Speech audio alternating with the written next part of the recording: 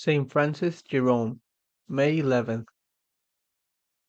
Francis Jerome never traveled far from his birthplace near Taranto in southern Italy, but his years of ministry in Naples had more than enough drama. The oldest of the 11 children of the Geronimo family, he moved in with the Theatine fathers around age 10 so that he could pursue studies. He also accompanied the Theatines as they gave missions in the surrounding towns. Because he wanted to become a priest, he studied the classics and philosophy at the Jesuit school in Taranto, and then transferred to the college in Naples to study civil and church law. The Jesuits hired him as the prefect for the sons of the Italian nobility studying in their school. After being associated with the Jesuits for many years, Jerome finally entered the novitiate in 1670 at age 28. The young priest spent only 1 year in the novitiate before going to the diocese of Lecce to assist another Jesuit to give retreats and missions.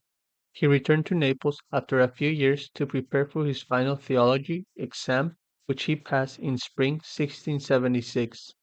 His first permanent assignment was the Naples mission, which he served for the next 40 years.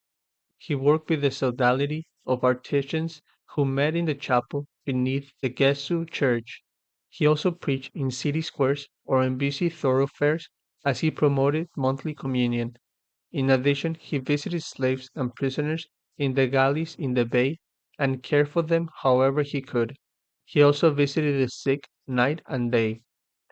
Jerome initially experienced great success in his ministry, but then met suspicions and jealousy which led to a severe restriction of his ministry.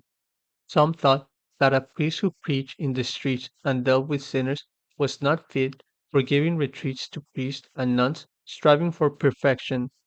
The archbishop prohibited him from preaching in the streets until he learned that the complaints against Jerome came from jealousy. Eventually, he renewed the Jesuits' faculties. Then, Jesuit superiors restricted Father Jerome's activity because they took too much time from community life. The provincial finally relented and gave Jerome free rein to minister to the Neapolitans, which he did from 1694 to 1702. In that year, he began devoting half his time to missions outside Naples. People responded to his simple and earnest sermons.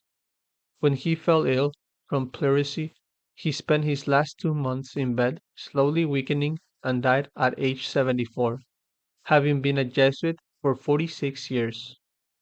Saint Francis Jerome, pray for us.